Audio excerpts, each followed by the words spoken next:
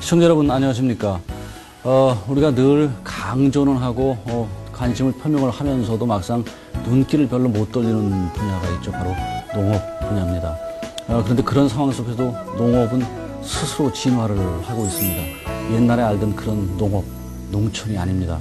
바로 IT, BT 그런 주변 산업과의 소위 컨버전스, 우리가 융합이라고 하죠. 그런 걸 통해서 스스로 진화를 하고 있습니다. 대한민국에서 바로 그런 농업의 진화를 이끄는 곳, 농촌진흥청을 오늘 저희 프로그램에 찾아왔습니다. 김재수 청장님을 여러분께 소개해드리겠습니다.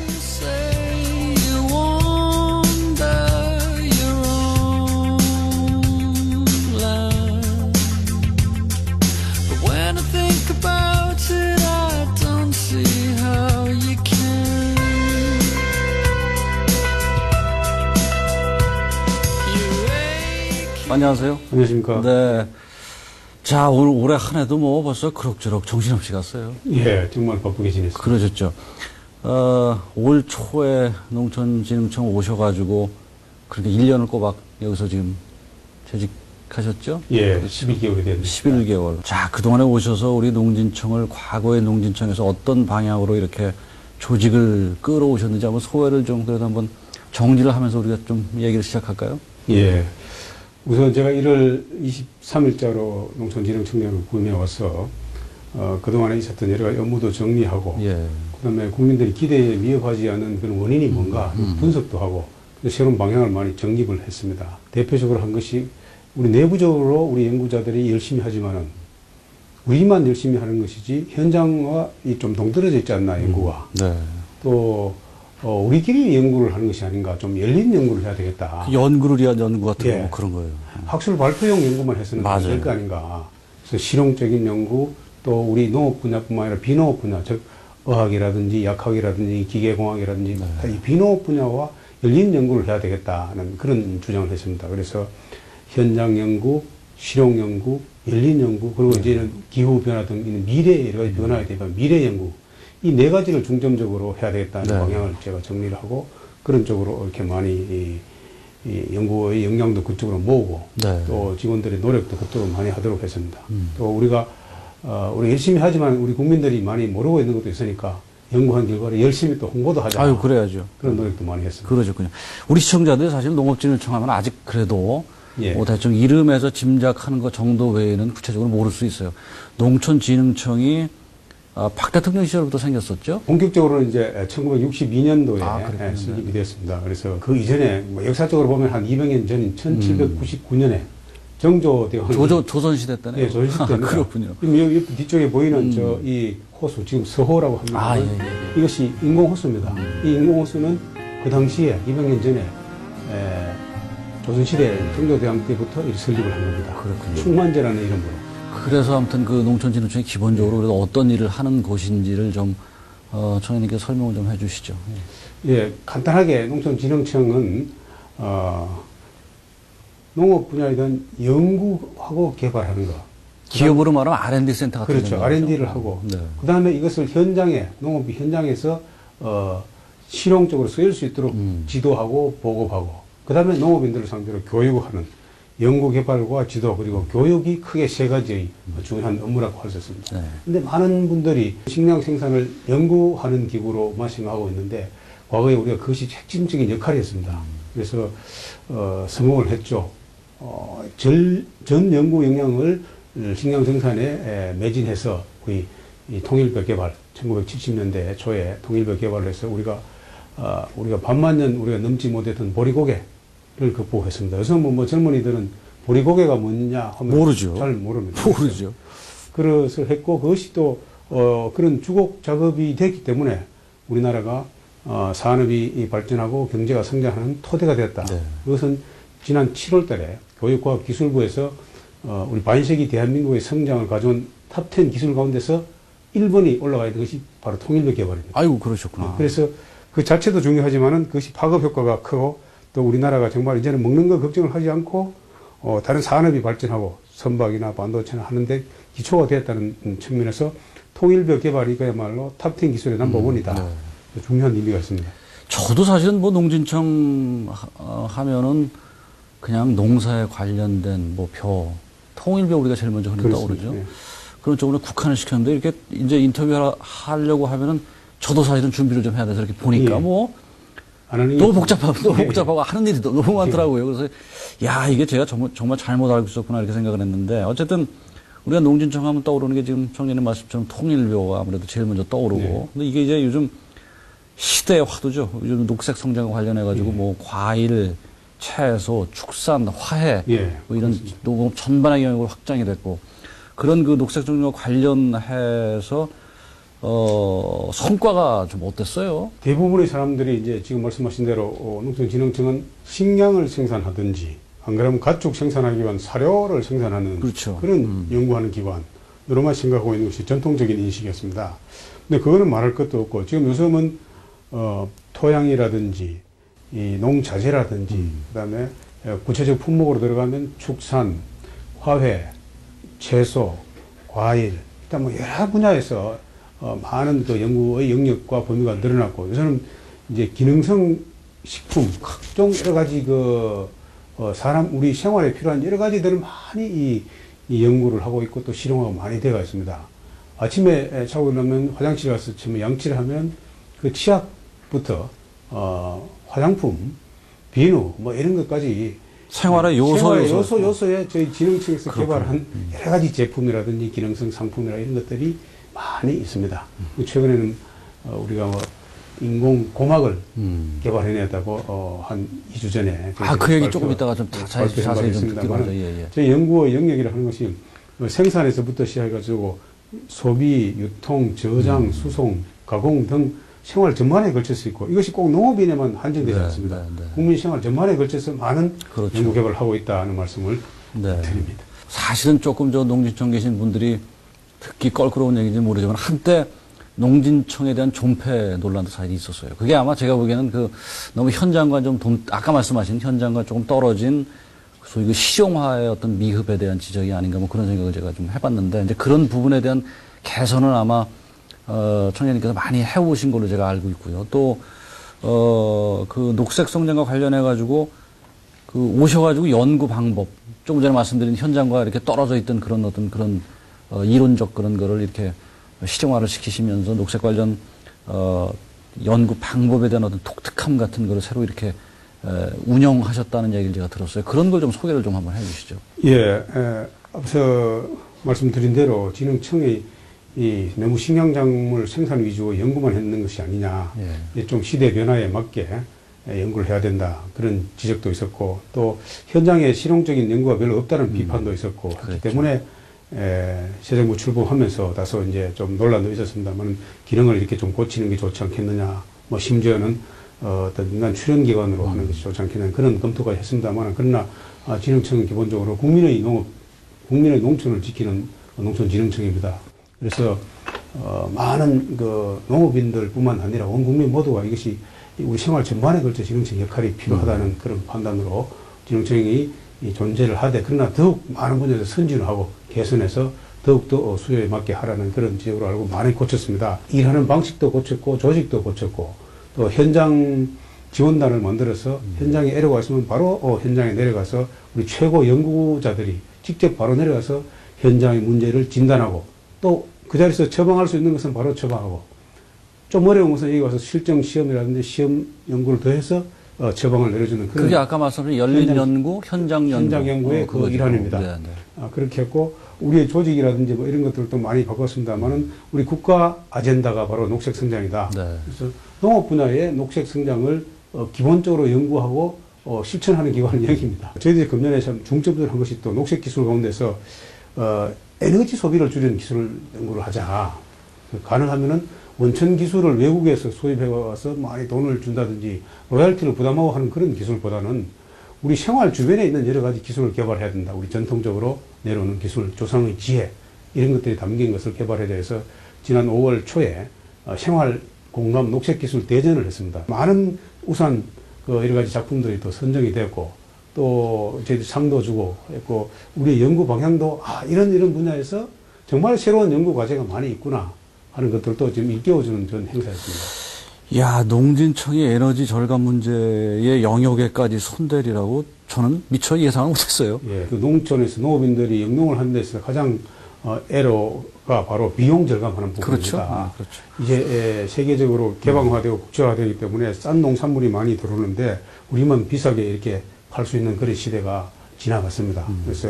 그래서 우리가 경쟁에 갖추는 방법은 비용을 줄일 수밖에 없다. 그렇죠. 지열을 난방을 이용해가지고 좀 비용을 절감하는 방안, LED를 이용해서 또 우리가 어떤 비용을 줄이는 방안 등 이런 것에 대한 연구를 많이 하도록 했고, 특히 그 녹색 기술 가운데서도 우리가 최첨단 기술을 좀 많이 응용하자, 그런 점에서 많이 강조를 했습니다. 미국의 오바마 대통령이 취임하고 나서 미국 경제를 앞으로 이끌어갈 핵심 5대 기술을 있는데, 첫 번째가 LED 활용 기술입니다.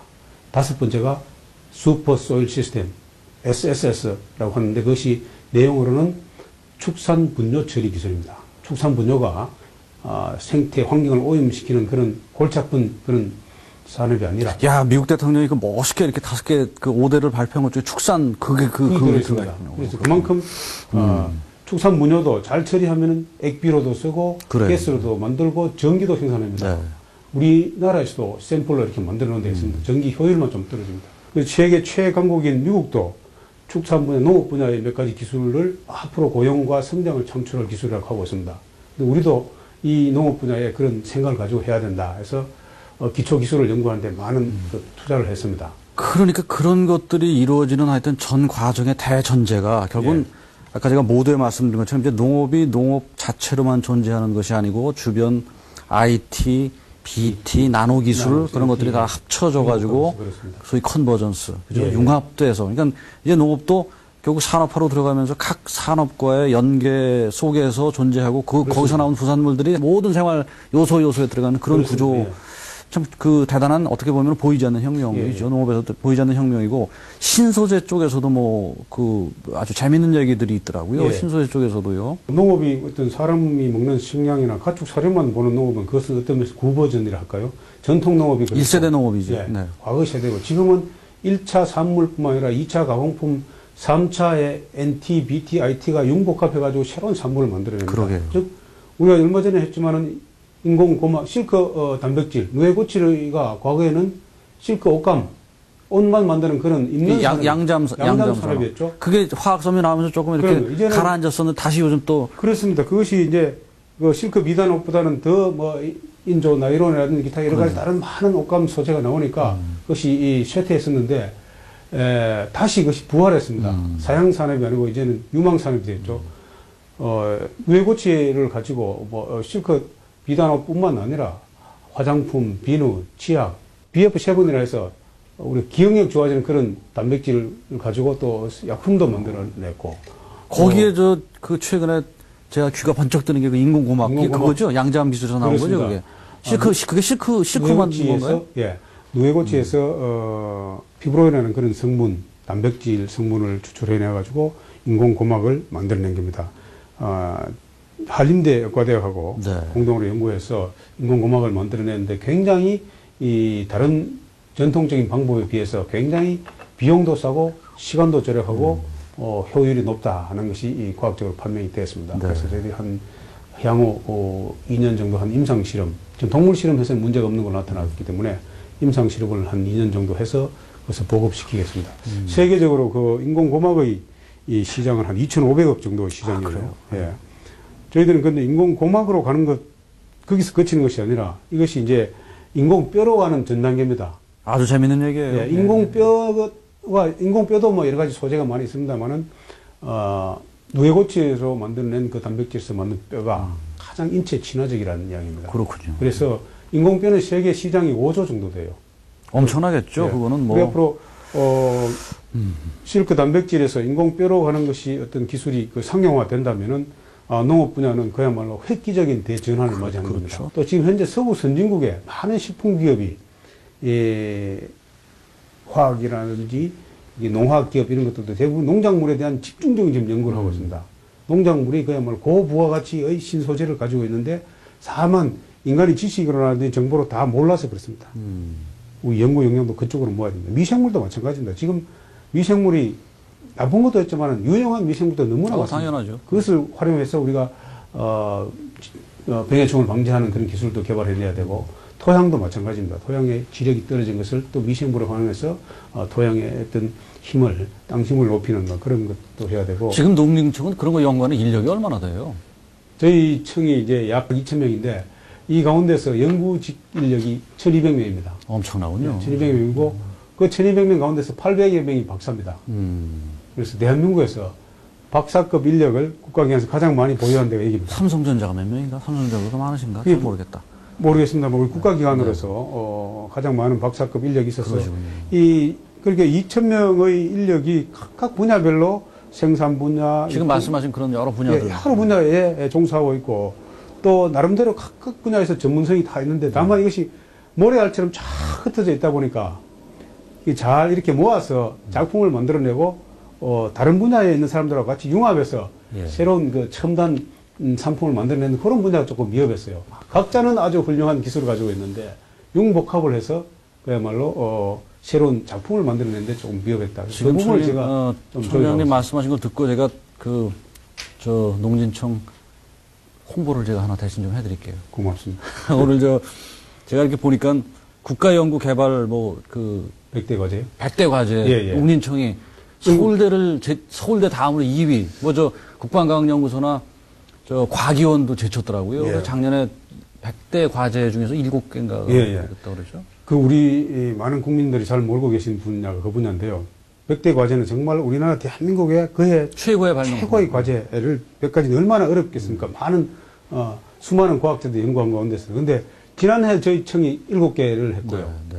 작년에 서울대학교가 6개 했습니다. 아유, 그러셨구나. 올해도 저희 청은 이제 7개 과제가 100대 과제에 포함되어 있습니다만은 국가기관으로서는 아주 우수한 성과를 내고 있는 그런 네. 기관입니다. 그런데 저희 청에서 하는 것이 대부분이 보면 기초기술이 많다 보니까 바로 농업인들이라든지 어떤 우리 정책하는 사람들이 봤을 때도 바로 현장에 적용할 수 있는 이런 그 기술이 좀 적은 편입니다. 네. 그런 점이 지적을 받는 편이기도 합니다만은 그것이 기초가 되어서 네. 다음 단계 2차, 3차 기술이 나오는 거기 때문에 우리가 늘 그 분야에 소홀함이 없이 지원을 지금 하고 있고. 아유, 매우 보람 있는 결과가 나왔고요. 자, 저는 개인적으로 총장님한테 제가 이건 부탁이라 그래야 되나? 저는 환경, 일단 보호주의자라면 보호주의자 중에 한 사람인데, 예. 지금 농촌이 지나치게 농약 같은 거 많이 쓰고, 비료에 너무 많이 의존하는 것이, 그게 우리 먹거리잖아요. 그죠? 그렇습니다. 그런 문제를, 어느 프로그램에서 제가 그 농촌 특집을 보니까 일본 같은 경우에 전혀 그런 걸 안 하고 한 몇 년 좀 고생을 하고 난 다음에 소작이 아주 좋아진다는 좋고 거. 예, 예. 환경 친화적인 제품이 나오는 프로그램 아주 제가 관심 있게 본 적이 얼마 안 돼, 예. 얼마 전인데. 그런 부분, 지나치게 농약에 의존하고 지나치게 비료에 의존하는 우리의 전통적, 전통적은 아니죠. 근래에 들어와서 이제 근대화 과정에서 이제 그걸 어떻게 개선시킬 수 있는 그런 방법은 연구 안 하시나요? 기본적으로 우리 먹거리 문제이기 때문에 제가 궁금해서. 기본적으로 그렇게 정부 정책도 그렇게 나가고 있고 네. 우리 연구 방향도 그렇게 나가고 있습니다. 그러시군요. 과거에 생산이 부족했을 때는 한 톨이라도 더 더 내야 생산을 되니까. 증대시키기 위해서 많은 비료를 주고 여러 가지 농약을 치고 이런 걸 했는데 지금은 어떤 면에서는 생산이 어떤 궤도 수준에 올라와 있습니다. 원래 예를 들면은 쌀 생산이 491만 6천 톤인데 수요량보다 더 많아서 쌀값이 좀 떨어지고 있어서 그 먹는 것만을 보면은 생산이 어느 정도 궤도에 올라서 이제는 그 생산 정대보다는 환경과 생태와 자연을 살리는 측면에서 적정 생산을 하되 토양의 활용하고 토양을 살리는 그런 쪽으로 지금 연구 방향으로 그래 가 있습니다. 다만 이제 농업인들도 이게 잘 따라줘야 되고 비료와 농약을 적정량으로만 칠 수 있도록 해야 되는데 조금 더 소출을 많이 나기 위해서 더 많이 친다든지 이런 분야에서 그러니까요. 정부와 같이 조율을 해서 맞춰 나가야 되고 또 비료나 이제 농약을 좀 적게 치면은 자연히 이제 생산량도 좀 줄 뿐만 아니라 단기간에는 네. 국가가 좀 떨어집니다. 국가가 조금 나서서 그런 건 좀 그렇죠. 지원을 해주셔야죠. 그 부분을 한 1, 2년 좀 참고 고막 소득이 떨어지는 만큼 또 이렇게 국가가 여러 가지 형태로 지원을 해주는 막 그런 차원으로 나가면은 장기적으로 보면은 그게 생산량이 더 증대되는 그런 효과도 있습니다. 얼마나 중요하고 우리가 관심을 가질 수 있는 분야입니까? 그게 학계에서 공인된 건지는 제가 모르겠습니다만은 굉장히 이렇게 의학적으로 이렇게 많이 아시는 분이 그런 말씀을 한번 하시더라고요. 우리 암의 원인 중에 상당 부분이 소위 비료 또 농약 그런 공해 독이다라는 말씀하셨는데 저는 그거 뭐 학계에서 인정을 하든 뭐 하든 간에 일리가 있다고 생각을 해요. 영향력이 있다고 볼 수 있습니다. 그 문제는 사명감을 갖고 정말 우리가 그 토지를 좀 살리고 환경 친화적인 그 농사 기법으로 좀 바꾸는 쪽으로 농촌진흥청이 좀 앞장서 줬으면 좋겠어요. 예, 저희들이 그런 방향으로 네네. 기본적으로 연구 방향도 그런 방향으로 가고 있습니다. 그리고 제가 하나 궁금한 게 식량 공장, 식물 공장, 식물 공장, 예, 예. 그 LED를 이용한 그거 굉장히 재밌어요. 그 얘기 좀 한번 해주세요. 예, 그게 어떤 개념인지요? 이제 제가 얼마 전에 뭐 도심 속의 빌딩 농장이라는 칼럼도 하나 언론에 쓰고 했습니다만은 그 이제 농업 또는 농산물 생산이 그 넓은 땅에서 수평적으로 생산하는 그런 농업이 전통 농업이지만은 이제는 도심 한복판에서 빌딩 속에서도 농사를 지을 수 있는 시대가 왔다. 재밌네요. 예, 그것은 어떤 꿈이라든지 먼 미래의 이야기만이 아니라 현실에 가까이 와 있습니다. 그래서 그것을 제일 처음 주장한 분이 딕슨 데스포미오 교수라고 콜롬비아 대학 미국 콜롬비아 대학 교수였는데 지난 1999년도부터 그 부분에 대해서 자기 주장을 했어요. 그 딕슨 교수를 지난 제가 한 2달 전에 서울에서 뵈고 인터뷰를 했습니다. 만나서 인터뷰를 했는데 강조를 하더라고요. 물, 토양 오염 그리고 미래 여러 가지 기후 변화에 대비해서라도 그런 것이 필요하다. 아마 요르단이라든지 이란, 이라크라든지 중동뿐만 아니라 서구의 대도시 미국에서도 그런 것이 건설할 것이다. 조만간 실제로 라스베가스라든지 캐나다라든지 뭐 이런 데서도 짓고 있는 게 있습니다.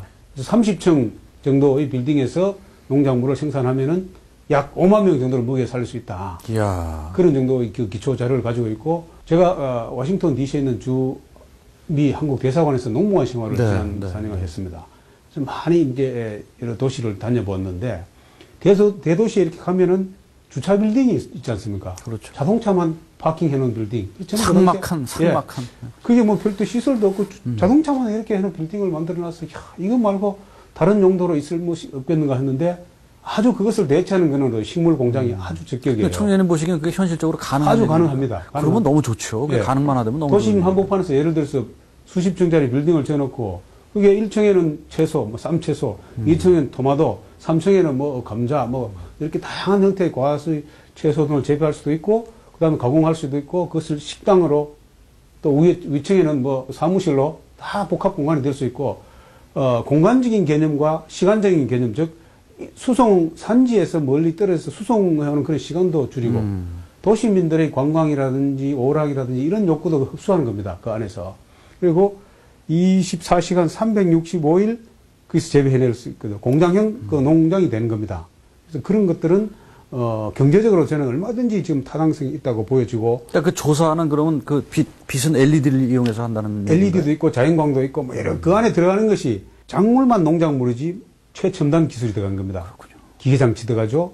LED 활용 기술 들어가죠. 그 외에 여러 가지 어떤 양액 재배하는 기술 이런 것들이 들어가기 때문에 농업의 어떤 면에서는 농작물을 가지고 단순히 비싸게 팔아서 소득을 높이는 그런 전통 농업이 아니라 네. 아우 재밌네요. 최첨단 기술과 과학과 정보가 다 들어가는 그런 아주 첨단 농업으로 가는 게 됩니다. 저는 그런 것이 앞으로 우리 농업에 새로운 길을 열어준다고 생각하고 이미 일본에서도 그런 비슷한 공장이 식물 공장 한 50개 있는데 앞으로 일본은 2015년까지 150개를 늘리겠다 하고 있어요. 캐나다 짓고 있다고 그랬죠. 그래도 여러 나라에 지금 그걸 연구를 하고 있고 도시 한복판에는 굉장히 수익성이 있다고 보여지고. 그럼 농진청도 그러면 그것이 프로젝트에 하나 들어가 있나요? 기초 연구를 지금 지난달에 몇 년 전부터 했고요. 아유, 그러시구나. 제가 농진청을 좀 자주 와서 내가 돈이 좀 적은해서 융자를 받던 제가 그걸 한번 좀 안 될까 그러면? 지금 빌딩 그 광화문에서 알아보고 있는 사람도 있어요. 그렇군요. 아 그래요? 예, 알아보고 있는 사람도 있고 유수의 대기업에서도 상당히 그러니까 민간 자본이 예, 민간 기업들도 그런 걸 해서 보면 도시에 그런 게 실제로 빌딩이 그런 게 있다면 주차장보다 훨씬 낫죠. 저희들이 그 예를 들어서 대표적으로 인삼을 뭐 3년간, 4년간, 5년간 밭에서만 재배했는데 지금 수경 재배 인삼 기술을 개발해 놨거든요. 인삼이 대표적으로 뭐 어느 그 빌딩성 들어가서 4년간을 2년 만에 만들어내는 그런 기술까지 우리가 개발해 놨습니다. 그래서 그것이 대표적으로 들어가면 그것이 그런 항목이 되고 딕슨 교수의 말에 의하면은 4발 달린 동물 빼놓고는 다 된다는 거예요. 고기도 거기서 기를 수 있고 두 발 달린 거 예를 들어 닭, 오리, 거위 뭐 이런 것도 할 수 있다. 자, 그러면은 네. 우리가 시청자 여러분과 함께 한 3, 4년 뒤에를 좀 기대를 해볼 테니까 네. 청장님께서 재직하시는 동안에 그 일을 잘 추진하셔서 네. 그렇게 초석을 좀 이렇게 제가 그 잘 만들면 한 층은 분양해 드릴게요. 우리 PD가 그걸 분명히 들었지. 청장님께서 저한테 약속을 해드렸습니다. 아유, 너무너무 재밌는 말씀입니다. 자, 우리 지구온난화, 이거 기후변화 얘기 안 할 수 없어요. 네. 그죠? 지구온난화 얘기 지금 기후변화 되면서 이제 그런 거에 대한 대응 기술도 농진청의 과제 중에 하나일 거라고 생각을 하는데 이게 기후변화 가만히 보니까는 온난화 때문에 기온 올라가면서 가령 예를 들어서 한라봉 뭐 이런 게 전라남도 쪽, 이제 한라봉을 제주도 한라봉이 아니라 전라남도 산 한라봉을 그렇습니다. 봐야 되는 시기가 올 것 같아요. 또 뭐 녹차도 보성에서 저 학자들 얘기 들으면 강원도 고성까지 이렇게 그게 다 이렇게 북상해서 올라가죠. 예. 그런 환경 변화에 따른 그 작물의 어떤 재배치 뭐 이런 것도 다 프로젝트일 텐데 예. 그런 거에 대해 대응을 어떻게 하고 계세요? 굉장히 중요한 겁니다. 네. 지금 우리가 피부로 느끼지만 요새 겨울이 좀 짧고 또 겨울이라 하지만 별로 춥지도 않고 네. 봄은 오는가 싶을 때 어느 날 여름으로 휙 들어가고 그렇지 그러게요. 않습니까? 우리가 그렇죠. 그것이 그 기후변화 때문에 그렇다는 것이 정설입니다. 그래서 전 세계적으로 지난 100년간의 변화의 그 정도를 보면은 전 세계적으로 약 그 100년간에 0.7도가 올랐다고 하고 있는데 우리 한반도는 그 2배가 올랐어요. 아, 더 올랐어요? 1.5도씨가 올랐다고 합니다. 기후가 섭씨 1도씨가 올라가면은 위쪽으로는 84km 이렇게 재배직지가 이동한다고 되어 있어요. 고도로는 153m 높이 올라가야 됩니다. 아, 농업 지도가 바뀌어야 되겠군요. 농업 지도가 지금 바뀌는 겁니다. 바뀌어야 되고, 뭐, 비단 그 농작물뿐만 아니라, 의류도 지금 난류성 의류, 한류성 의류가 지금 이렇게 잡히는 것이 달라진다 하지 않습니까? 그래서 굉장히 이런 그 변화가 심하기 때문에 여기 대비한 우리가 기초 기술을 또 재배 적지가 어디가 될 것인가, 또 날씨가 이렇게 조금 더워진 데 따른 작물을 어떤 작물을 재배해야 될 것인가. 옛날 하던 식으로 하면은 굉장히 안 될 수가 있습니다. 예를 들면은 이상 기온이 된다든지 하면은 그렇죠. 우리가 예측하지 못한 여러 가지 그 작물의 어떤 생태도 변하는 것뿐만 아니라 돌발 병해충이 많이 발생했어요. 그래서 예를 들면 꽃매미라고 있는데 이것이 2006년도에 처음으로 발생했습니다. 꽃매미. 매미같이 생긴 작지만 아주 좀 징그럽게 생긴 그런 게 있어요. 2006년도에 1헥타 정도만 우리나라에 발생했는데 금년도에 2,930헥타가 발생했다. 약 3,000배 늘었어요. 갑자기 3년 만에. 그러니까 이런 그래서 저희들이 여러 가지로 방제도 하고 거기서 잡는 기술도 뭐 트랩 기술이나 이런 것도 개발도 하고 연구도 하고 있습니다만은 열심히 해서 이 정도 잡았지.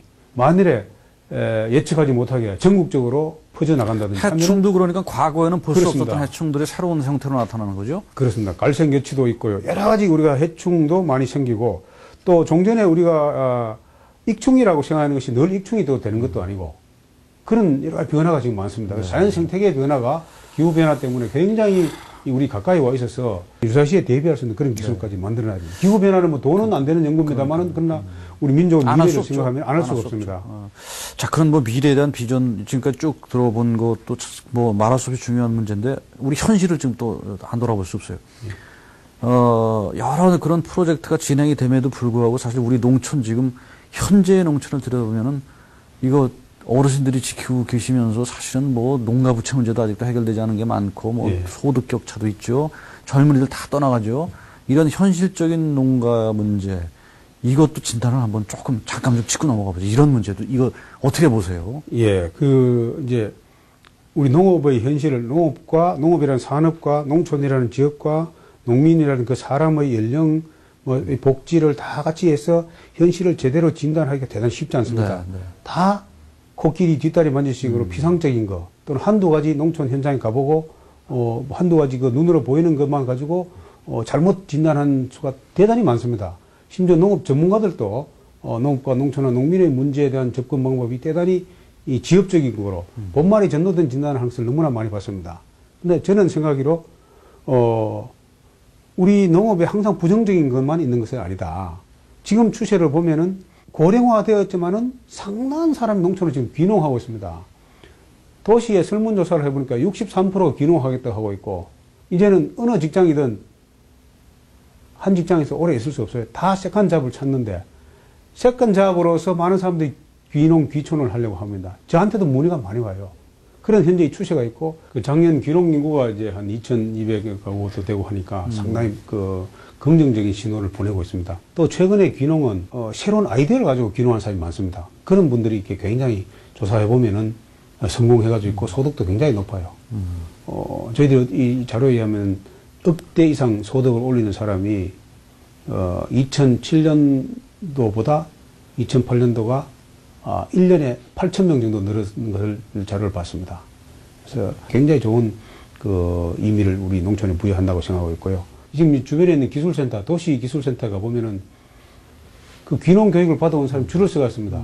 보통 정원이 한 30명 되는데 150명 정도가 응모를 해서 그 교육 좀 받게 해달라는 사람이 굉장히 많습니다. 자, 그런 농촌의 어떤 그런 현실, 또 그런 현실에 대한 새로운 희망을 찾기 위한 운동의 일환으로 총장님께서 요즘 펼치고 계신 게 소위 푸른 농촌 희망 찾기라는 거죠. 그죠? 예. 그 내용 좀 소개해 주시고, 뭐 효과가, 뭐 기대 효과 같은 거 좀 어떻게 말씀해 주시죠. 크게 세 가지를 중점적으로 하자는 겁니다.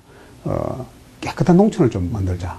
농촌에 지금 환경 지금 말씀하신 대로 폐 농자재라든지 뭐 여러 가지 이제 농약이라든지 폐 비닐, 기타 뭐 분뇨 이런 것들도 있는데 그것을 좀 깨끗한 농촌 환경을 만들어서 도시민들도 와서 휴양을 좀 하고 갈 수 있도록 그런 공간을 만들자. 그 다음에 안전한 농산물 생산하자.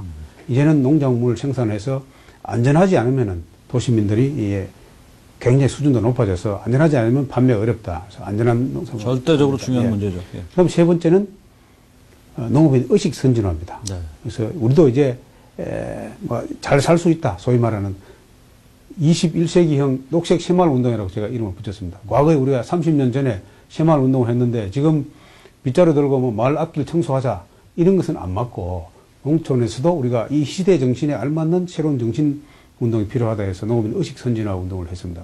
그게 그 새마을 운동의 김재수 청장님 판 버전으로 이렇게 보면 되겠네요. 예. 제가 녹색 새마을 운동이라고 이름을 붙였고 작년에 그것을 전국적으로 많은 그 지역에서 자체적으로 했고 우리가 가서도 같이 공동으로 캠페인도 했고 그런데 잘 해는 마을은 또 상도 주고 이렇게 해놨습니다. 그것을 토대로 해서 내년엔 더욱더 그 발전시켜서 우리 농촌 그 농업인들이 희망과 비전을 가지는 그런 운동을 발전시킬 겁니다. 자, 우리가 농업 분야별로 이렇게 점검을 해봤는데 이제 한번 또 짚고 넘어가야 될 분야가 소위 자, 글로벌화 하면은 농업하고는 뭐 이렇게 별로 떨어져 상관관계 별로 없는 것처럼 자칫 보이기 쉬운데 이제 농업도 지구촌 글로벌화를 생각을 안 할 수가 없는 시대예요. 그죠? 그렇습니다. 지난달에 마침 아시아 농식품 기술 협력 이니셔티브 영어로 뭐죠? AFACI, Asian Food and Agriculture Cooperation 그러시군요. 이니셔티브라고 했는데 그 이니셔티브를 발족을 하셨죠? 예. 그게 뭘 하려고 하는 건지 또 그렇게 해서 우리한테 좀 돌아오는 이익이 뭐 그래도 짭짤하게 있는 건지 좀 설명을 해 주시죠. 네네. 우리나라의 농업 기술에 대해서 여러 나라 개발도상국이나 후진국들, 아시아, 아프리카, 남미의 여러 나라들의 러브콜이 굉장히 많습니다. 예. 한국의 앞선 농업 기술을 좀 가르쳐 달라는 거죠. 우리가 이렇게 배워만 오는 게 아니라 좀 가르쳐 줄 수 있는 게 있습니다. 우리가 과거에는 배워왔습니다. 근데 이제는 우리가 가르쳐 줄 수준이 됐어요. 그 우리 농업 기술이 여러 품종이라든지 종자라든지 뭐 여러 가지 병해충 여러 가지 기술이 있지 않습니까? 그래서 평균적으로 농업 기술을 이렇게 지표화해 보면은 세계 최고 기술을 100이라고 봤을 때 미국이 96 정도 됩니다. 일본이 86 정도 되고 우리가 69입니다. 캐나다가 68이에요. 우리가 하나. 캐나다보다 높네요, 그러면. 캐나다보다 높습니다. 평균적으로는. 그래서 우리 기술이 굉장히 수준이 높은 것은 우리 통일부 개발에서 보듯이 굉장히 알려져 있고 지금 아프리카나 아시아나 이런 나라에서 한국에 요청하는 것이 대부분이 농업 기술입니다. 그래서 많은 장차관들, 농업연구청장들이 이 수시로 저희 농촌진흥청을 방문하고 우리가 MOU를 하자고 지금 하고 있습니다. 지난 6월 달에 아시아 10개국 정상회담을 할 때 우리가 필리핀, 캄보디아, 미얀마하고 MOU를 했거든요.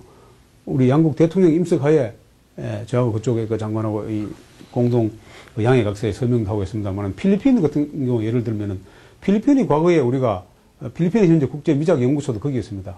농업 기술을 대부분 필리핀에 가서 우리가 배워왔어요. 우리 진흥청에 있는 박사들도 필리핀 대학 출신들이 많습니다. 아, 그렇구나. 필리핀이 과거에 우리의 스승이었어요. 맞아요. 근데 그 필리핀이 지금 우리 한국으로 하여금 한국의 앞선 농업 기술을 좀 가르쳐 달라. 한국하고 MOU 하자 요청하고 있습니다.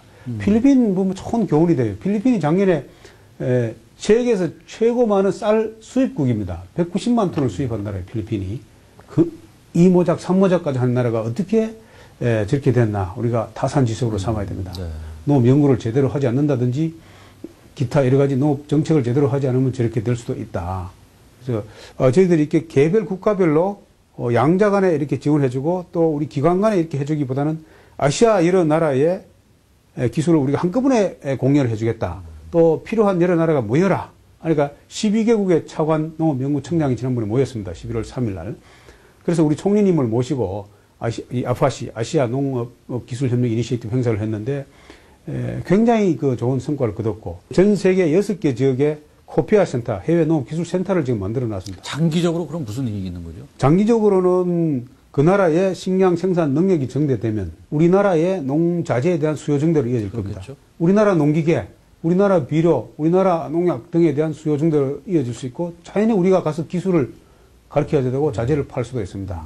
또 우리의 인력들도 이렇게 보내서 또 같이 연구 개발을 할 수도 있고 그것은 그야말로 장기적으로는 윈윈하는 그런 그렇죠. 전략도 되고 또 우리가 그만큼 국제사회에 우리가 기여를 하는 겁니다. 수원국에서 이제 지원국으로 지금 바뀌는 거죠. 그렇게 해서 그 만든 게 해외농업기술센터라는 거죠? 예. 코피아라는 거. 그게 지금 그럼 그 본격적으로 하자고 지은 것이 해외농업기술센터, 네. 코피아 센터입니다.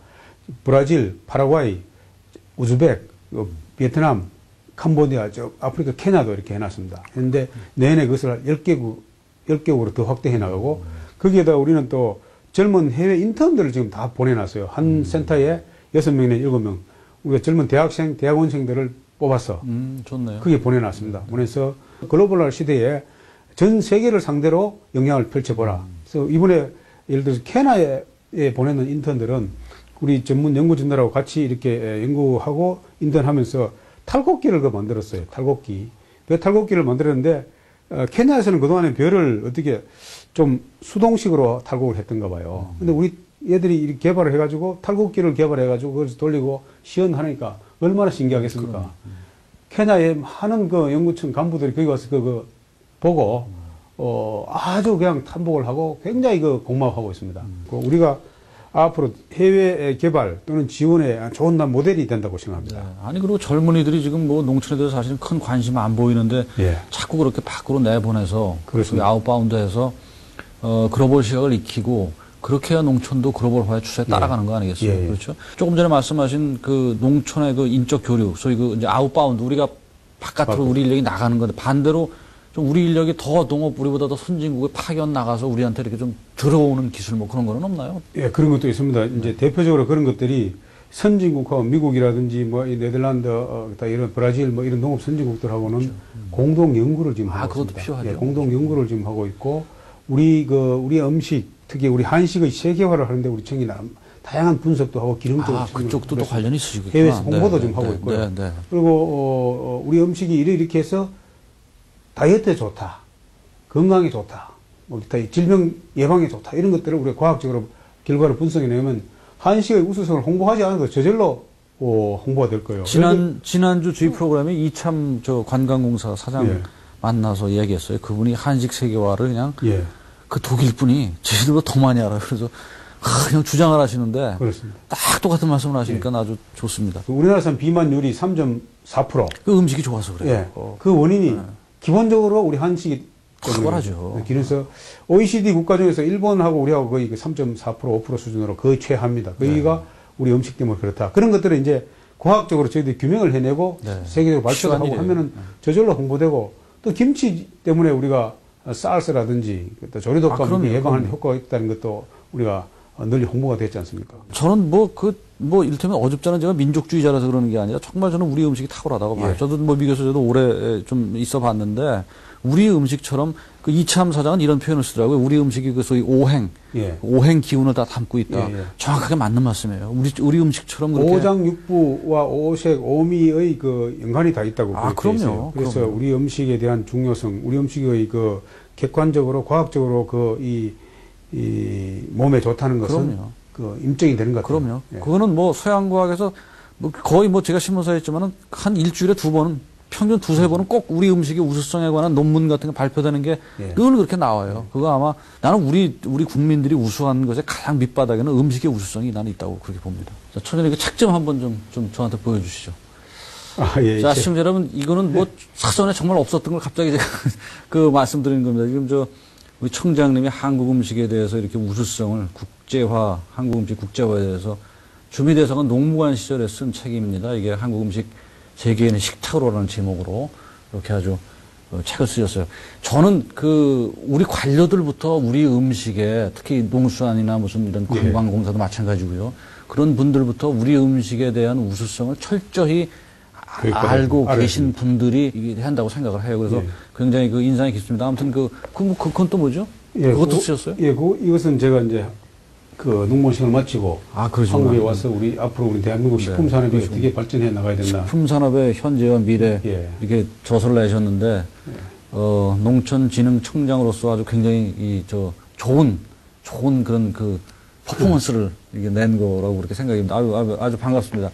어쨌든 한국 음식의 우수성은 지금 얘기한 것처럼 앞으로도 철저히 홍보를 잘 하고 마케팅을 잘 해서 세계화를 시켜야 될 거라고 그렇게 생각이 듭니다. 국면은 조금 다른 얘기를 다시 한번 이제 인터뷰 시간이 마무리돼야 될 때가 돼서 지금 농촌 문제 중에서 가장 우리가 짚고 넘어가야 될 문제가 젊은 사람들이 지금 많이 빠져나오고 있다라는 그 문제일 수 있죠. 아까 귀농 얘기 물론 말씀하셨습니다만은 또 지금 정부의 또 화두가 실업 문제, 젊은 층 일자리 문제이기도 하고 그래서 제가 드리는 말씀인데, 자, 이렇게 유휴 인력, 도시에서 뒷골목에서 그야말로 직업 없어서 그냥 배회하는 청소년들 이런 유휴 인력들을 좀 농촌으로 어떻게 유도, 이게 사실 비전을 제시해주면 된단 말이에요. 그런 유휴 인력의 어떤 농촌 인력화 문제, 그다음에 아까 말씀하신 귀농하는 중년 이상 사람들 귀농 바라는 사람 많죠. 그런 분들에 대한 도움 말씀 같은 걸 좀 한번 청년에게 좀 정리를 좀 한번 좀 해주시죠. 예, 굉장히 중요한 그런 부분입니다. 사실은 농촌이라는 공간이 농업인들이 농사 짓는 공간만은 아닙니다. 온 국민이 휴양 공간이고 우리 미래의 자손들이 세세도록 이렇게 살아야 되는 그런 공간인데 잘 가꾸어 나가야 되고 황폐화돼서는 안 된다는 데서는 아마 국민들이 다 공감을 하실 거예요.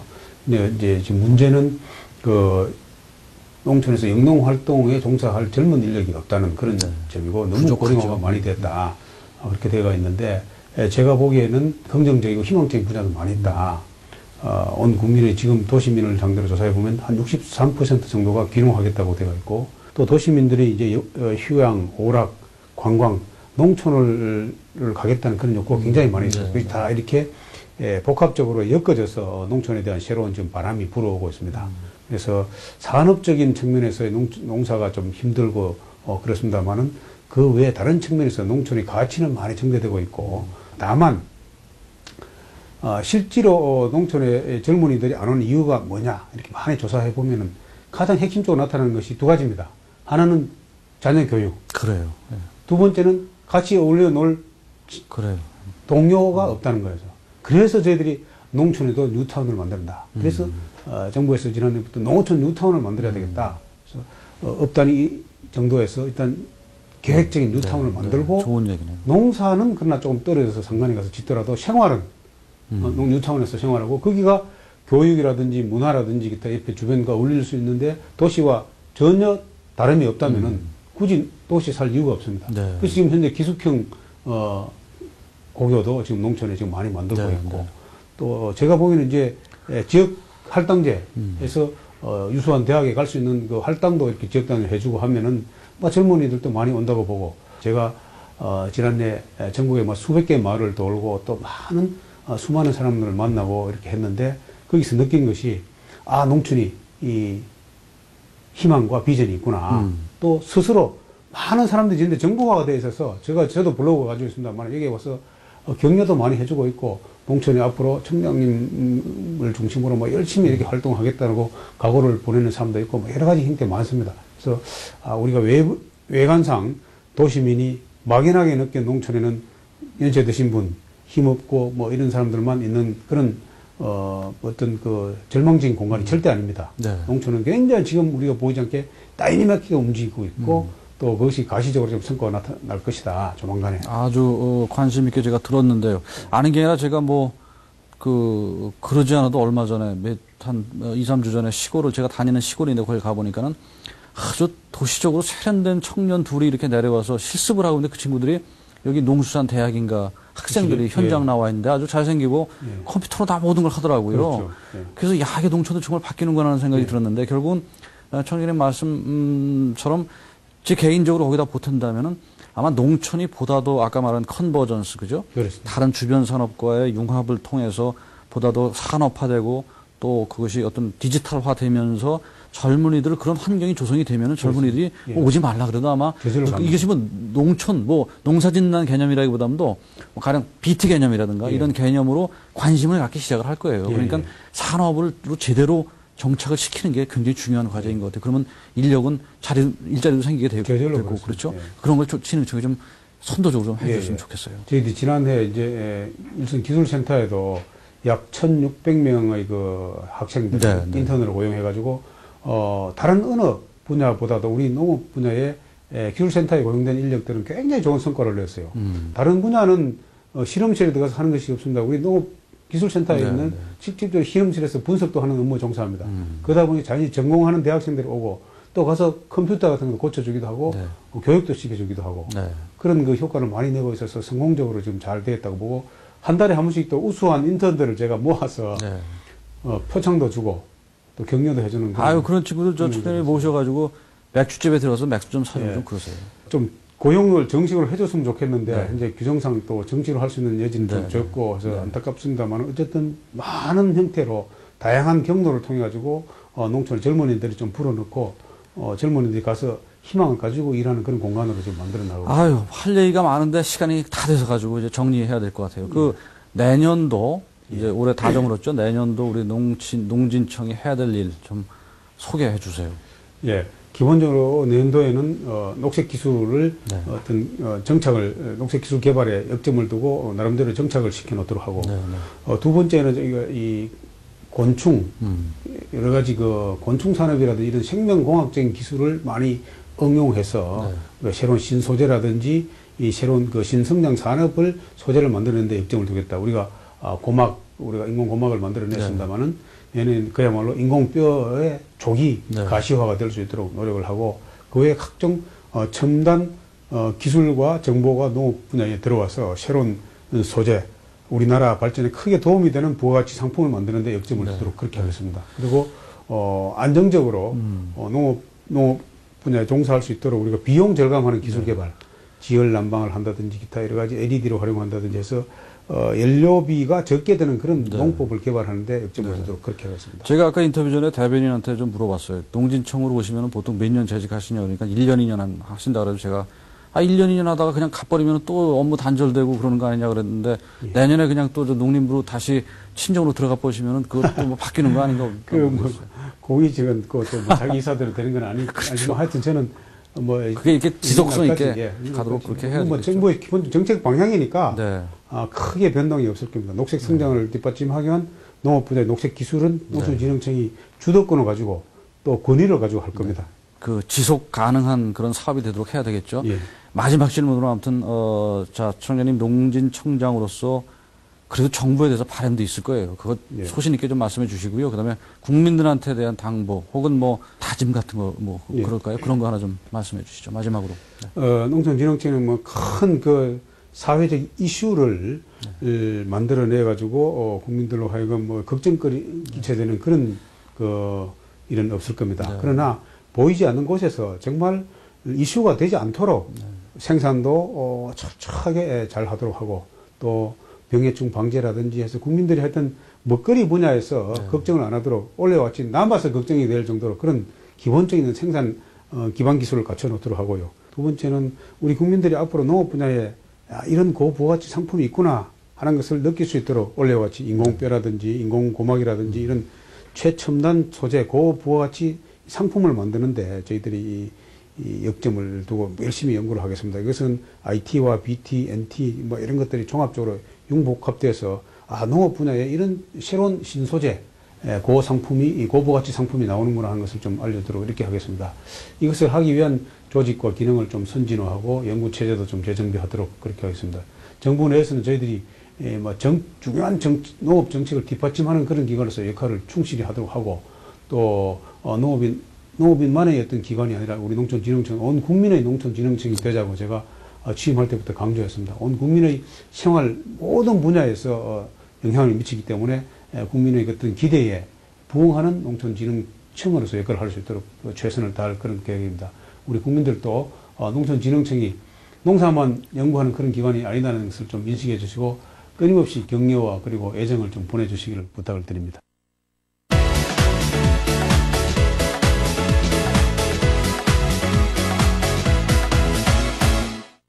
자, 시청자 여러분, 오늘 뭐 어느 인터뷰보다도 더 열정 어린 그런 말씀을 우리 농진청의 김재수 청장님으로부터 들었습니다. 농업, 뭐, 이제 옛날 농업이 정말 오늘 뭐 들으셨겠지만 아니죠. 여러 산업들과 융합이 돼서 새로운 형태로 진화하고 있습니다. 앞으로, 시청자 여러분께서 보다 더 관심을 가져주시면 아마 농촌 미래 충분히 있을 겁니다.